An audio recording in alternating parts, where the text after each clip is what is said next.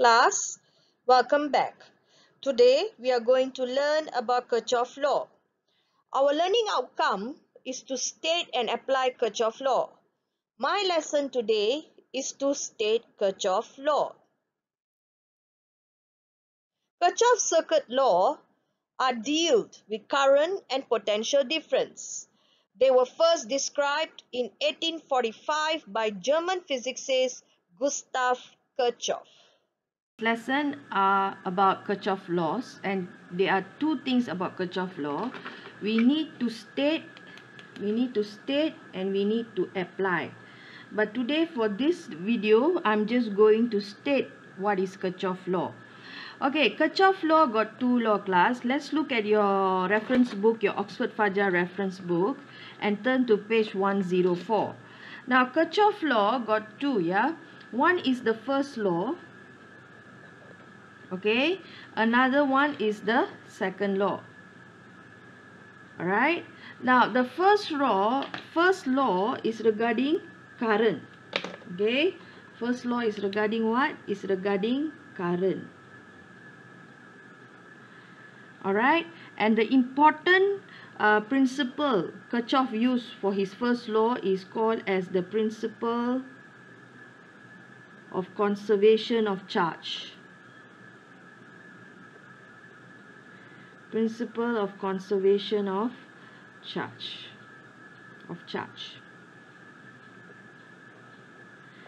Okay, and then his second law, okay, second law is regarding voltage. Either the voltage is the potential difference of the terminal or EMF, okay, but he's based his Kirchhoff second law on principle of conservation of energy. On principle of conservation of energy.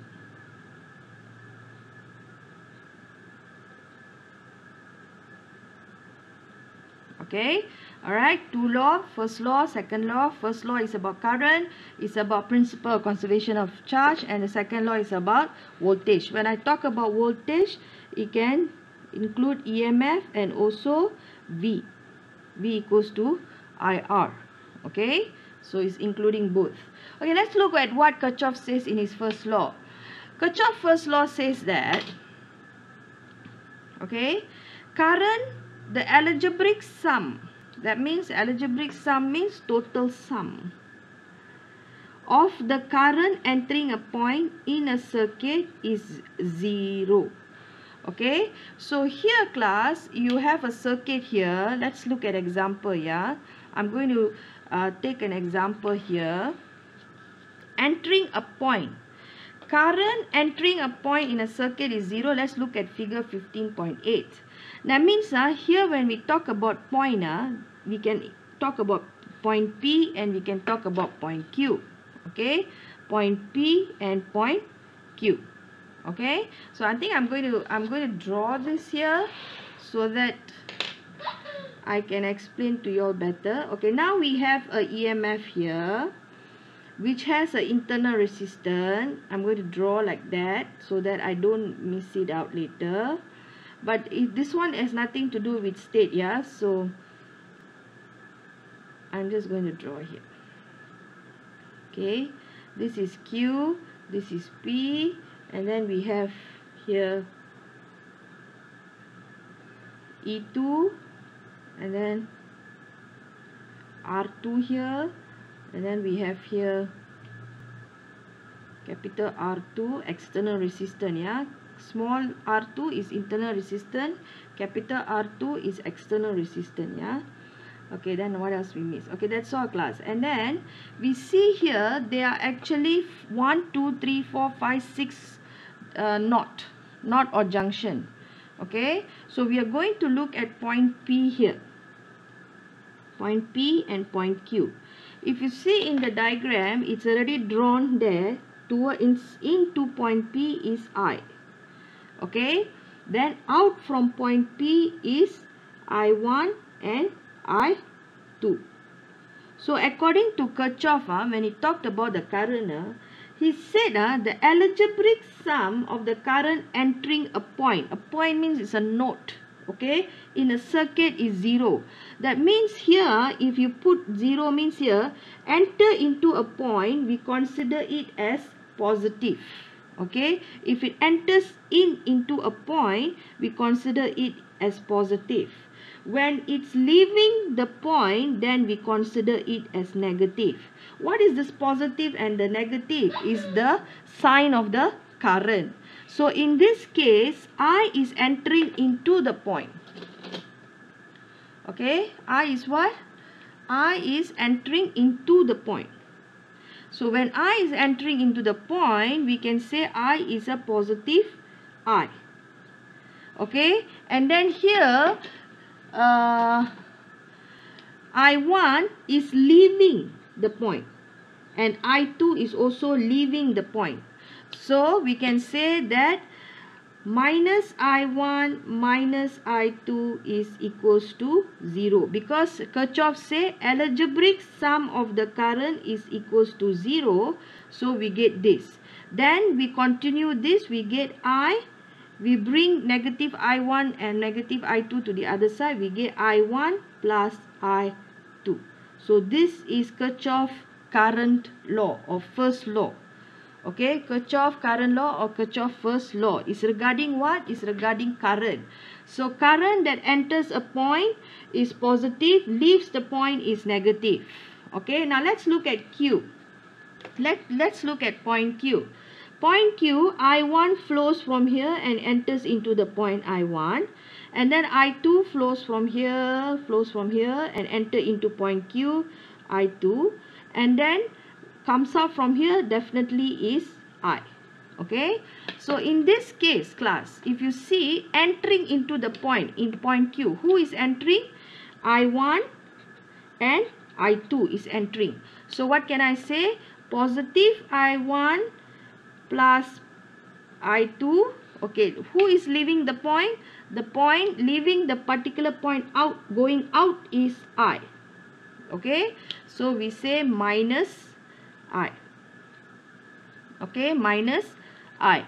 So is equals to what? Equals to 0, because Kirchhoff first law says total current is equals to 0. Algebraic sum of the current is equals to 0.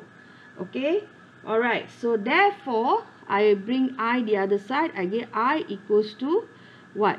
I1 plus I2. So I get the same relationship of an equation in both point P and point Q.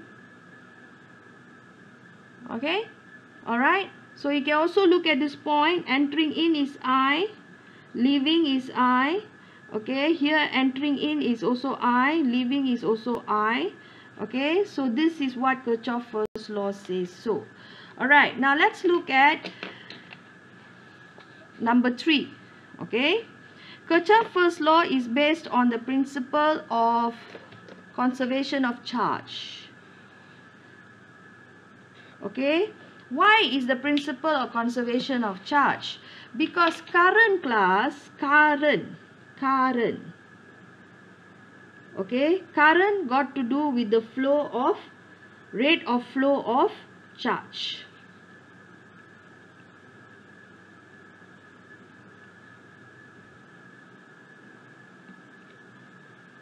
Okay, so in this case, our class, the rate of flow of charge enters into P is equal to the rate of flow of charge that comes out from P.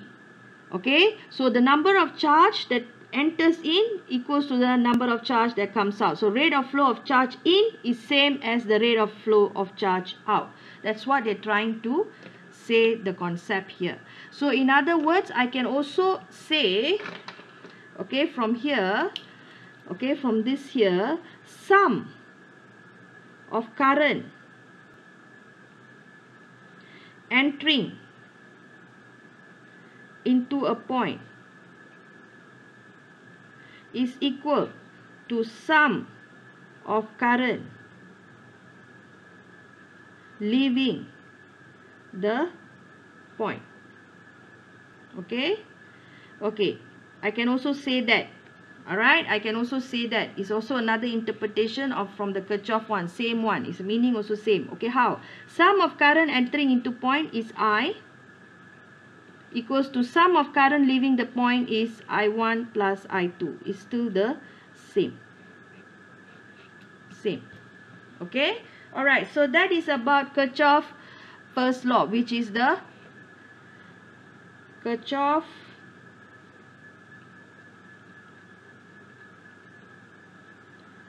first law. Is a current law.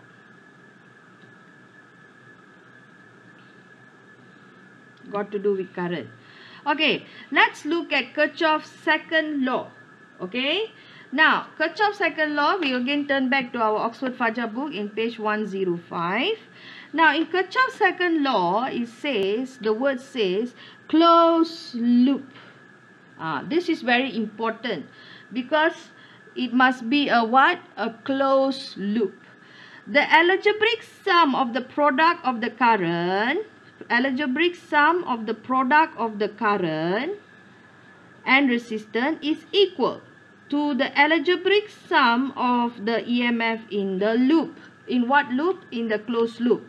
So here you see a total or algebraic sum of the product of the current plus with resistance, which is the voltage, is equals to the algebraic sum of the EMF in the loop.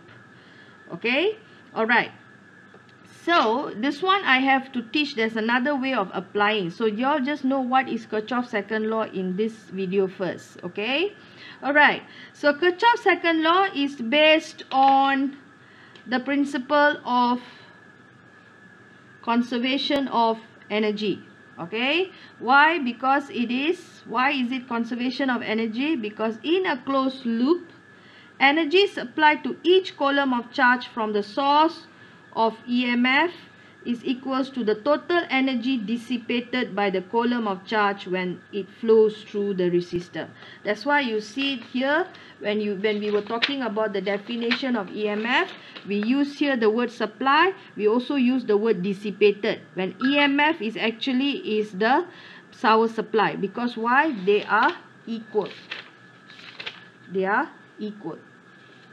Okay, now this means that the algebraic sum of EMF is equals to total potential drop across resistor in the loop. Okay, this one I will be teaching you all, yeah. So this is what Kirchhoff's second law says. Alright, so now again I'm going to teach you all this more further in the next video. Okay, Kirchhoff law got two. One is the first law, another one is the second law. Alright, first law is regarding current and is based on principle of conservation of charge. The second law is about voltage, which is based on principle of conservation of energy. Okay, so you have to now memorize these two laws and you need to apply these two laws in circuits. Okay, usually it's a complicated circuits. We apply this kind of this Kirchhoff law. Okay, what is considered as a complicated circuits? Circuits that has more than one EMF, which is like this kind of circuit which have more than one EMF. Then we apply Kirchhoff law.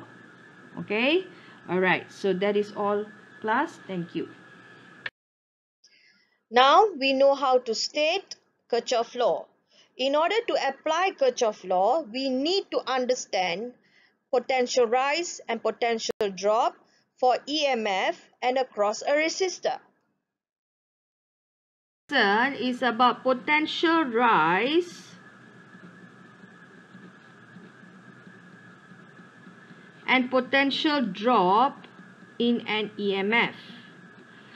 You see, class, a potential can rise and can drop in an EMF and also in a resistor. For this video, I'm going to talk about potential rise and potential drop for EMF. Okay, now I have an EMF.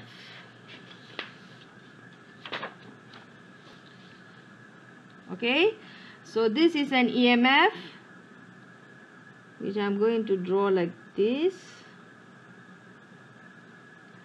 Okay, now this is point A, this is point B. Point A, or this is point A, potential is VA. Point B, potential is VB.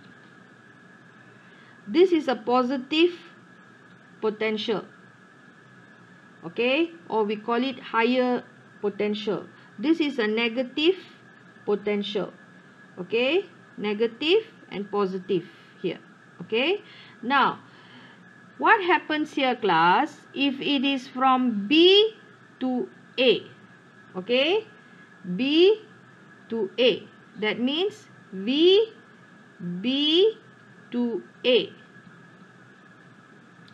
VB to A means the final VA minus VB. Okay, so VA is in the higher potential.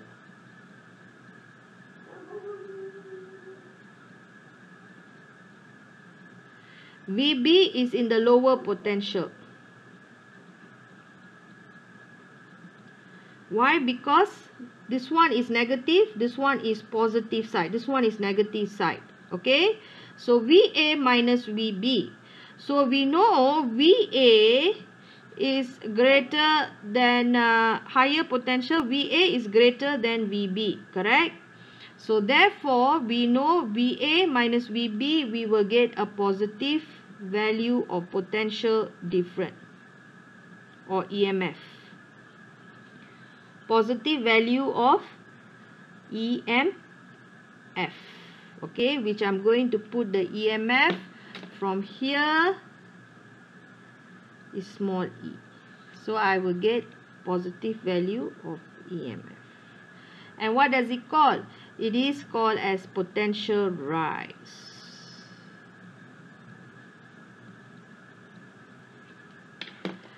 Okay, now I have another example of EMF. This is point A, this is point B. At point A, potential is VA. At point B, potential is VB. Okay, then this is EMF E. Okay, if VA to B, VA to B, if I take in this direction, that means I will take VB final minus initial. Okay, final minus initial, where VB is smaller than VA, because this one higher potential, this one is lower potential. So you take lower minus higher, definitely you will get a negative value. So it will be negative EMF, which will be called as potential drop.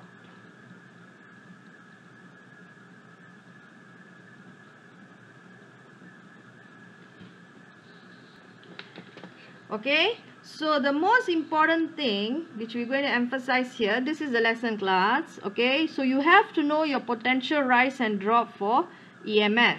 So what I can summarize in this whole entire class is, if I have an EMF, okay, this is positive, this is negative.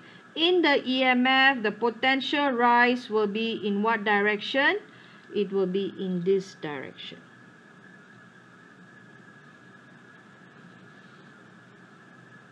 Okay, it will be in what direction? It will be in this direction, from here to here.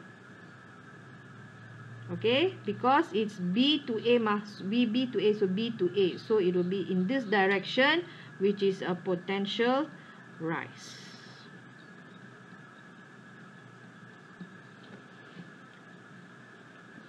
Okay, so this is B, this is A, so VB to VA is potential rise.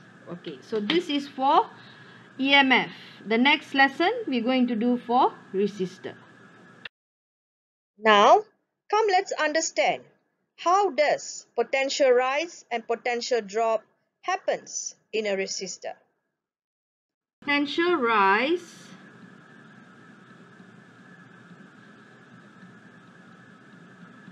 and potential drop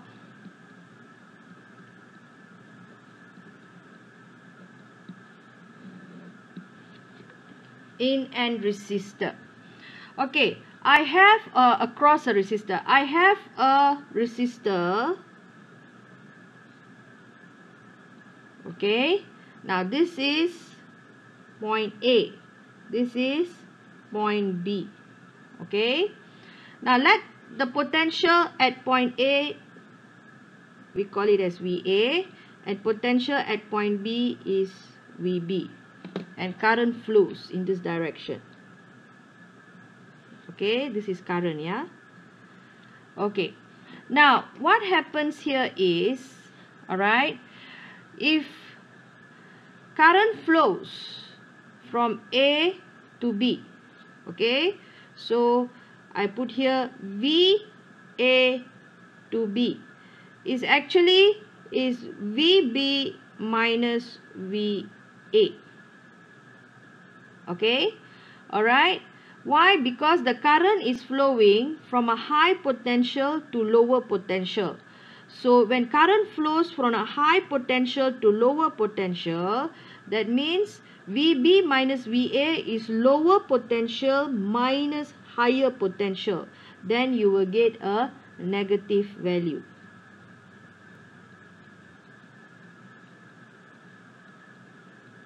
Why? Because VB is smaller than VA. VB is smaller than VA. Okay, you will get negative value. When you get a negative value, we call this as potential drop.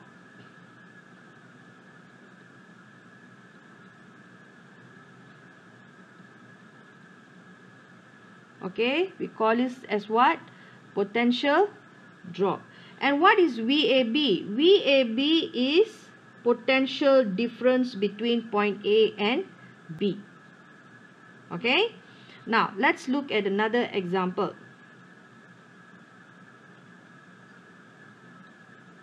This is point A, this is point B. This is VA, this is VB. Okay, if from B to A, yeah, if from B to A, this is current flow, yeah. If from B to A, so we say VB to A. Okay, so it will be VA minus VB. VA minus VB. So higher potential minus lower potential, we will get a positive value, where VA is greater than VB.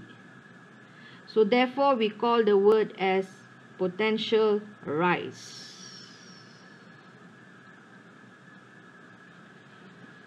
Okay, we call it as what? Potential rise. So this is what it means, potential rise and potential drop for across a resistor. And VBA and VAB is potential difference. Okay, VA is potential at one point to one point. So the importance of the lesson is, when I have a resistor, okay, if the current is flowing in this direction, then the potential rise will be in the opposite direction of the current. This is called as potential rise. Okay, which is the potential rise means is the positive value potential or potential difference. Okay, positive value of potential difference. Okay, all right, so that is about resistor.